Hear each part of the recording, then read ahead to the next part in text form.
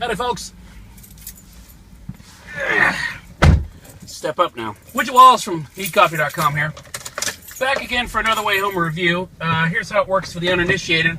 I have just seen a film at a cinema, which is over there somewhere. We had to park in Rome, Georgia. Just seen a film. Went to go have a little tinkle, some me time.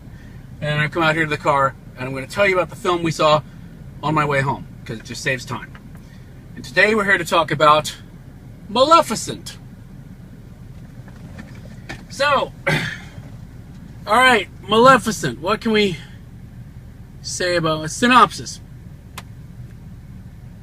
There once was a movie that Disney put out called Sleeping Beauty. And in this movie, there was quite possibly the most badass Disney villain of all time, who had horns and turned into a dragon and created giant thorns and was just basically not having it. So, because we were all clamoring to know her backstory, Disney decided to make a live-action film that tells the true backstory of Maleficent and what led her to be the horned, scary, magical being that she was. Why she felt inclined to curse this poor, innocent child of the Sleeping Beauty persuasion who was supposed to fall into a deep slumber and never wake up out of it. Why? What could drive someone to do that? Well, you get to find out. And that's your synopsis. And yeah, that's the synopsis. That's good enough. So here's the thing. We're getting into live action territory with Disney these days. They have a Cinderella coming out next March, which we're terrified of. Now, granted, not all live action versions of Disney animated films are bad. I enjoyed the last live action Jungle Book. I thought it was fun. And generally just fun. I'm okay with fun. And when they said they were doing this, the one thing that saved it for me, the one thing that I thought, okay, this is at least going to be worth watching, is Angelina Jolie as Maleficent. Because Angelina Jolie is really good. She does not, I think, people forget how good she is. You know, she's really good in horrible films as well. She was a magnificent Lara Croft. They just did not make a good Tomb Raider movie around her either time.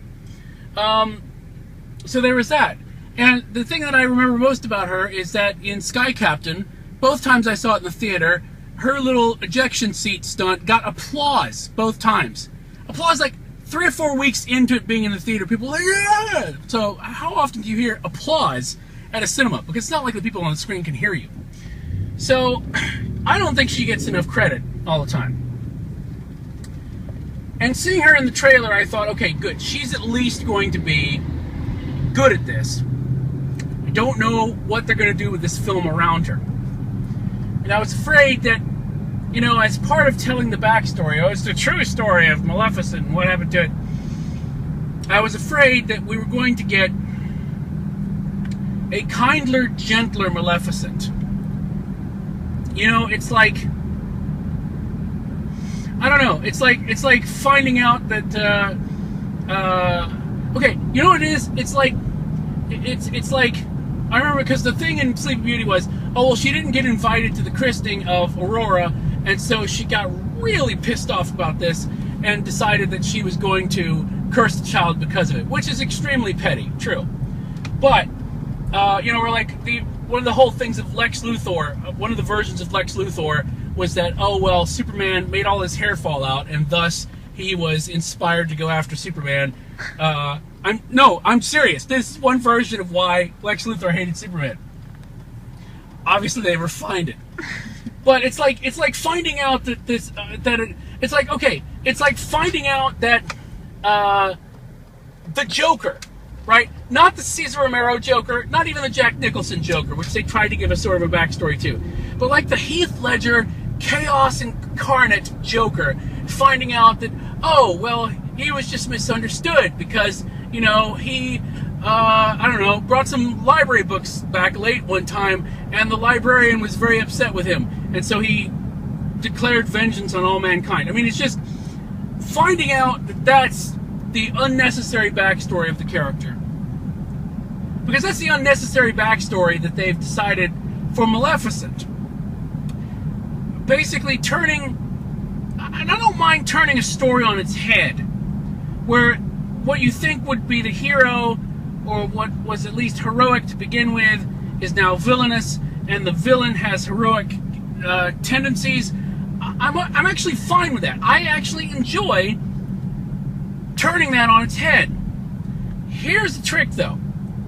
If you're going to take Disney's #1 villain, the most badass villain of... Oh, there you go. The most badass villain of all time. And again, I don't think I'm spoiling this for anybody. Basically making it so it's not just that she's pure evil. Lessening the evil. If you're going to do that, you better have a damn good story behind it. Because I might have been willing to go with it. But instead of pure evil, turn into a dragon, ha ha ha, come with me with your shield and sword, I will eat you. Instead of that, they've turned her into what is essentially a glorified nanny and a prankster for a lot of the film. Which you go, no, you are evil. You are incredibly evil. What are you doing? So that was a bit bothersome. Now, the other thing as well is some of the bits around it is that it's just not, it's not necessarily necessary or even good. Like, for example, the 3 fairies, the 3 little pixies, they're in this too, with recognizable actresses turned into wizened, like, shrunken apple-headed dolls version of themselves, which is really disturbing, by the way. You want to talk about Uncanny Valley, it's the Uncanny Pixie Valley, sort of terrifying. If you thought that they were a bit annoying in the original film, you are going to want to tear off your own nose in order to take your mind off of how obnoxious they are in this. So that's not good. But I mean, that's the problem, is that I don't think it's anybody's fault that's in the film. Because Jolie, I've said, is great.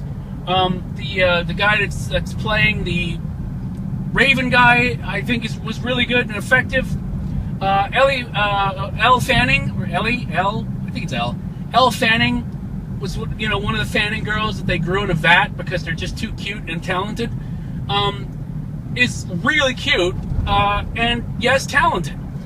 So she's fine. Charlotte Copley, who is tending to be more and more all over the place, makes for a good antagonist. So it's not really the actor's fault. It's just that, again, they didn't make a compelling enough story for me to care. Especially at the beginning when they're setting up Maleficent's origin, I was just like, I don't care about any of this.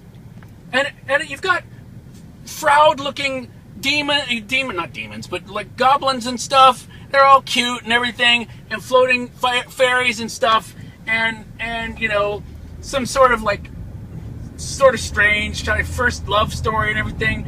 And you feel like I should be caring about this right now, and yet I do not in any shape or form.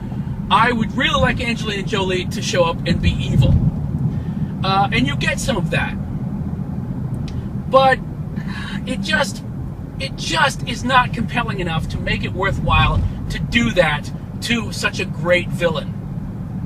And as a result, for me at least, the film just sort of falls flat and becomes increasingly cheesy and increasingly predictable, to where at the end it's just like, well, can we just get to the I don't know, at this point, can we just get to the closing credits so this can be over? Because it's just, it's like, okay, it's like this. Fairies are supposed to be, you know, allergic to iron.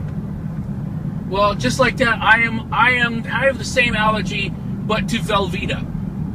And so this thing was burning me, okay? Burning me like I knew fear, and the man thing was giving me a nice man-thingly hug. That's what was happening to me.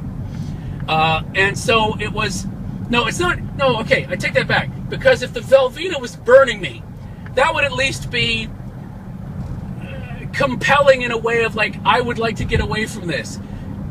Instead, the Velveeta to me, instead of burning me, it just sort of makes me feel apathetic and wanting to sleep. That's what Velveeta does to me in this weird extended metaphor that I don't know where it came from.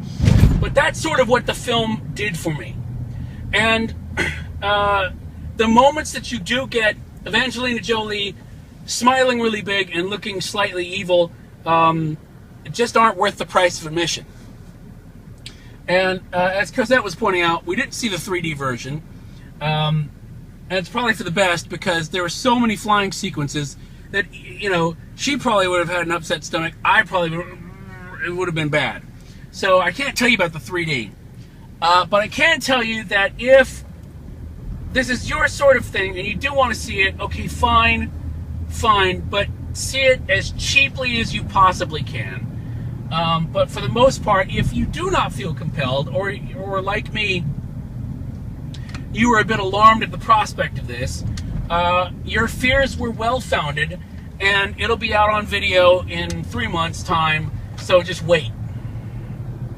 That would be my recommendation to you. Now, cup-wise, I'm going to be a bit harsh, because, I mean, again, apart from doing that to one of the best villains ever, not even just Disney, but ever, okay, and then not bothering to make it compelling enough to sell it, okay, then on top of that, wasting the talents of the people involved, who could have basically stepped up to anything you wanted to hand them. And those damn pixies that were just disturbing and annoying all at once, I think that docks it down to about 1 out of 5 cups. Harsh, perhaps, but warranted in my opinion. So there you go. That is Maleficent. A kindler, gentler Maleficent. I don't know that we actually needed that. I know I didn't, and I don't think the rest of the world did either. So there you go.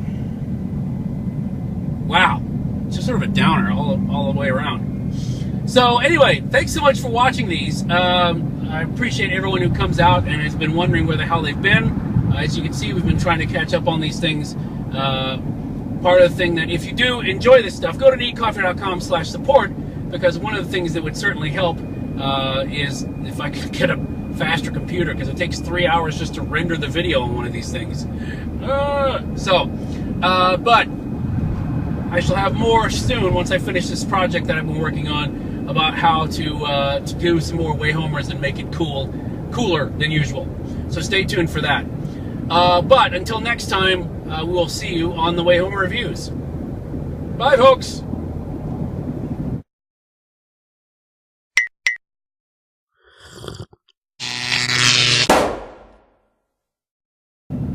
You don't take a villain who, what is it? What did she call on again? All the powers of hell. All the powers of hell, right. Now shall you deal with me, O Prince, and all the powers of hell. Yeah, that's who's working the camera.